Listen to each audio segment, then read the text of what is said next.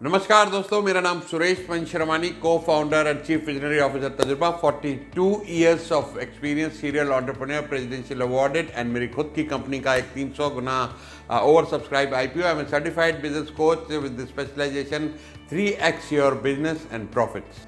दोस्तों, क्या आप रिजेक्शन फेस करते हैं अगर आप सेल्स में हैं? क्या आपको अक्सर ये सुनने को मिलता है कि आपका प्रपोजल तो अच्छा है, प्रोडक्ट तो अच्छा है, लेकिन हम किसी और को ये ऑर्डर दे रहे हैं? इस तरह की बहुत सारी सिचुएशन सेल्स प्रोफेशन में आती हैं, कभी ना, कभी हाँ, कभी रिजेक्शन तो कभी एक्सेप्टेंस। लेकिन आज का टॉपिक है कि कस्टमर की ना को हाँ में कैसे बदलें और ऑब्जेक्शंस को कैसे हैंडल करें। दोस्तों, काफ़ी रिसर्च हुई है कि नॉर्मली कस्टमर 4 बार ना कहने के बाद हाँ कहता है, 4 बार ना कहने के बाद हाँ कहता है, और बहुत से लोग 2 बार के बाद छोड़ देते हैं। 80% लोग 4 तक तो पहुंचते ही नहीं है। तो आप समझ लीजिए कि आपका कंपटीशन है ही नहीं, क्योंकि 20% लोग 4 के बाद फॉलोअप करते हैं और कस्टमर की ना हमेशा ना नहीं होती। आप थोड़ा सा प्रोब कीजिए, पूछिए क्या वजह है। कई बार प्राइस इश्यू होता है, कई बार अभी बजट नहीं है, कई बार 2 महीने बाद वो करना है।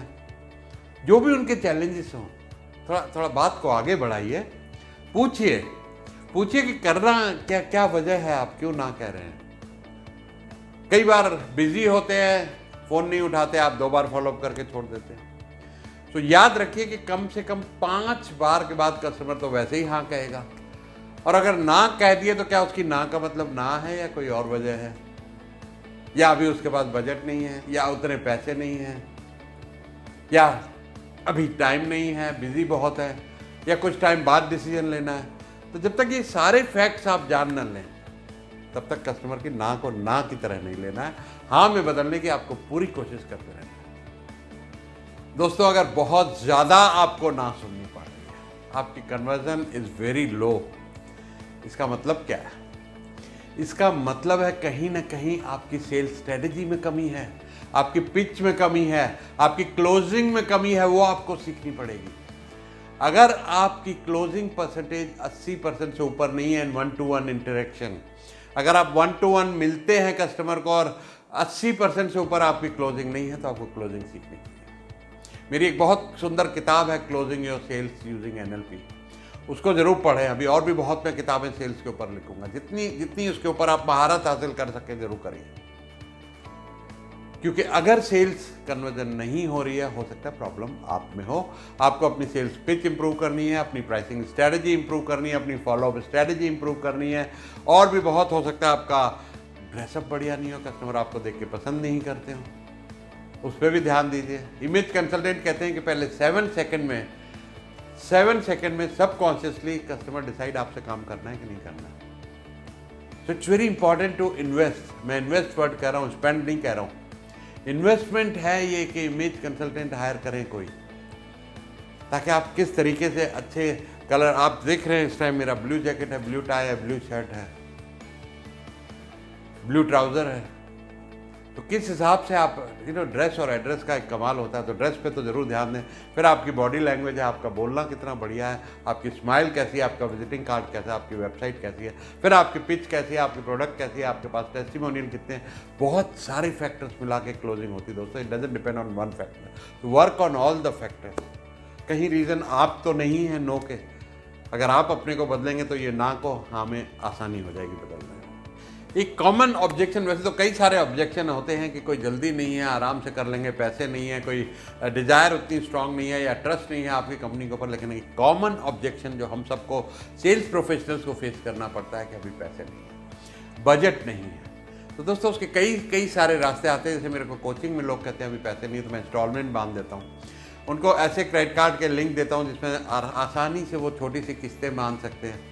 कई बार मैं तो वैसे भी मदद कर देता हूँ कि आप आराम से दे देना, क्योंकि मेरी सर्विसेज है, प्रोडक्ट कॉस्ट कुछ नहीं है। मैं जूम पे ट्रेनिंग्स करता हूँ, अगर सामने 100 लोग बैठे हो, 1000 लोग बैठे हो, कोई फ़र्क नहीं पड़ता है। तो कुछ लोगों के पास, जिनके पास पैसे नहीं होते, जस्ट फॉर गुडविल सेक, और आज तक किसी ने पैसे मारे नहीं, सबने दिए ही हैं, तो मैं ऐसा भी ऑफर करता हूँ। तो आपको क्या सूट करता है?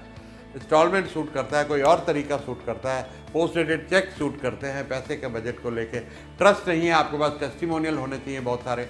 मेरे पास कोई अपनी कोचिंग को लेके 100 से ज़्यादा टेस्टिमोनियल है, 157 टेस्टिमोनियल तो मेरे लिंक्डइन पे हैं। तो that solve the trust problem. और अगर टाइम नहीं है तो उसके लिए मैं नेक्स्ट स्ट्रेटजी में बताता हूँ कि आपको कैसे कैसे क्रिएट करनी है। हरी के आज ही करेंगे तो आपको ये फ़ायदा होगा, वो हम अगले पॉइंट में बात करते हैं। लेकिन फिलहाल आप ऑब्जेक्शंस से डील करना सीखिए। Objections are really not a no signal, that is a signal. Buyer आपको टेस्ट कर रहा है, आपकी एक्सपर्टीज़ को टेस्ट कर रहा है, उसके कुछ डाउट्स है वो क्लियर करने, उसकी कुछ सिचुएशन है आपको समझ के सॉल्यूशन देना है। मेरी किताब में closing your sales through NLP में एक रेपो बिल्डिंग के ऊपर पूरा चैप्टर है कि आप जब पहली मुलाकात कस्टमर से करें तो रेपो बिल्डिंग कैसे करें।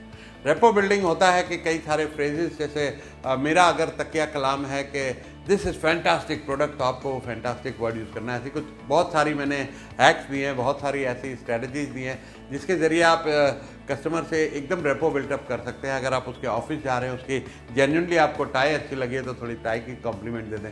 उसके ऑफिस में अगर उसके बच्चों की फ़ोटो है, अच्छी सी फ़ोटो लोग लगाते हैं, उसके बारे में थोड़ा सा पूछते हैं। तो ये रेपो बिल्डिंग बहुत ज़रूरी है शुरू में जब आप बैठे, getting comfortable, breaking the ice with the customer. सीधा बिजनेस की बात पे ना होता रहे कि सर वो प्रपोजल भेजा था उसका बताइए क्या होगा। तो थोड़ी सी रेपो बिल्डिंग, थोड़ी सी लाइकेबिलिटी एक दूसरे के लिए करें और थोड़े से अच्छी फीलिंग लाएं। एक मैजिक क्वेश्चन आज आपको बताता हूँ, गोल्डन टिप मैं आपको दे रहा हूँ। सर आप इतने सक्सेसफुल कैसे हैं? जिस सक्सेसफुल कस्टमर से आपने ये सवाल पूछ लिया उसके बाद आप आराम से अपनी चाय पीजिए और वो थकेंगे नहीं बताने में, अपनी तारीफ में, अपने स्ट्रगल में कि मैं किस किस स्ट्रगल से गुजरा। और 99% चांस है कि जब बारी आएगी ऑर्डर क्लोज करने की, you will go back with order and advance. कुछ दोस्तों ऐसी ऑफर, कॉल टू एक्शन, जिसमें अगर कस्टमर अभी एक्शन लेता है तो कुछ ना कुछ एक ऐसा बढ़िया डिस्काउंट, कुछ ना कुछ ऐसी ऑफर, कुछ ना कुछ ऐसी एडिशनल सर्विस अगर आप आज कंफर्म करते हैं, ये ऑर्डर अभी कंफर्म करते हैं, तो मैं थोड़ा सा ये आपको एक्स्ट्रा दे सकता हूँ डिस्काउंट, या ये एक और सर्विस मैं आपके लिए कर सकता हूँ। ये ज़रूर कुछ ना कुछ चीज़ें अपना होमवर्क करके जाएँ, तैयारी करके जाएँ। And last but not the least, अगर फिर भी नो हो गई है तो दिल से न लगाएं, डोंट टेक इट पर्सनली। अपनी एवरेज पे काम करें। अगर महीने में आपने 30 मीटिंग की, 30 में अगर आपकी 20 हाँ हो रही हैं तो 10 को इग्नोर कर दें। उनके कोई और प्रॉब्लम हो सकते, वो या तो आपके आइडियल कस्टमर नहीं थे, या उनके पास बिल्कुल पैसे नहीं है, या उनकी ज़रूरत नहीं थी, और उसको बिल्कुल दिल से लगा के don't think you are a failure. This is a job in progress. आपको रोज़ सीखते रहना है, रोज़ इवॉल्व होना है, रोज़ अपनी स्किल्स को बढ़ाना है और क्लोजिंग परसेंटेज को बढ़ाते जाना है। जब तक आप 90-95 पे नहीं पहुंच जाते तब तक दोस्तों रुकना नहीं है, और कस्टमर की ना को हाँ में बदलने में महारत हासिल करनी है आपने।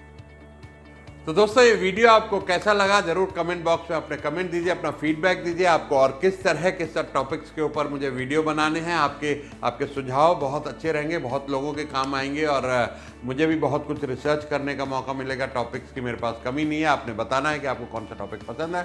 और अगर ये वीडियो अच्छा लगा हो तो शेयर करें अपने दोस्तों के साथ, अपने एसोसिएट्स के साथ, जो लोग इस वीडियो से आप समझते हैं कि फ़ायदा उठा सकते हैं। तो इस वीडियो को दोस्तों ज़्यादा से ज़्यादा लोगों के साथ शेयर करें, और अभी तक अगर आपने मेरा चैनल सब्सक्राइब नहीं किया है तो सब्सक्राइब करें, और एक बेल आइकॉन वहाँ पे बना हुआ ज़रूर दबाएं, ताकि आपको फ्यूचर में हर वीडियो के ऐसे बड़े हाई वैल्यू वीडियो हम शूट करते हैं तो आपको नोटिफिकेशन साथ के साथ आ जाए जैसे ही कोई नया वीडियो पोस्ट हो। Thank you.